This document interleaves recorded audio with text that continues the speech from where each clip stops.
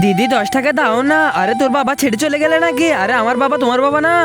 আচ্ছা ঠিক আছে, আমি কিছু টাকা জমা রাখছি, এগুলো তোর কাছে দিয়ে দিলাম। এই টাকা কি জন্য লাগতেছে বল? মা টিফিনের জন্য কত সবজি দিয়েছে, আমি ক্যান্টিন থেকে সমোসা কিনে খাবো তাই। ওই তোর স্কুলে বাস চলে আসছে, যা এখন আমি ঘরে যাই। বেটা ছোটে বোতল নিতে ভুলে গেছে, এটা দিয়ে আয়। আরে আরে আরে বলিস না, তাড়াতাড়ি দিয়ে আয় ছোটি।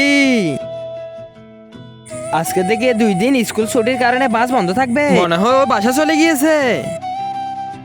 হ্যাঁ পাপা। আরে বেটা বোতল দিয়েছিস? হ্যাঁ হ্যাঁ দিয়ে দিয়েছি আমি। হ্যালো, আরে ম্যাম আজকে আমার ছোট বোন ক্লাসে পৌঁছাচ্ছে নাকি? না বেটা, ও তো আজকে স্কুলে আসেনি, আমি হাজিরা ডেকে ফেলেছি, ওকে অ্যাবসেন্ট করে দিয়েছিলাম।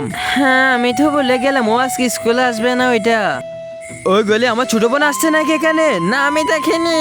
ছোটি ছোটি ছোটি ছোট, তুই কোথায় চলে গেলে আমার কাছে রে? তাড়াতাড়ি প্লিজ চলে আমার কাছে, তোকে আর বকবো না পাক্কা। আরে তুই বাসের মধ্যে কি করতেছিস? ঘরের মধ্যে গেলে তো তুমি আর মাম্মি আমাকে পড়াবে, ওই কারণে এখানে ঘুমিয়ে গেছি। বাবাকে ভালোবাসলে লাইক সাবস্ক্রাইব করে কমেন্টে আই লাভ ইউ পাপা লিখে যাও।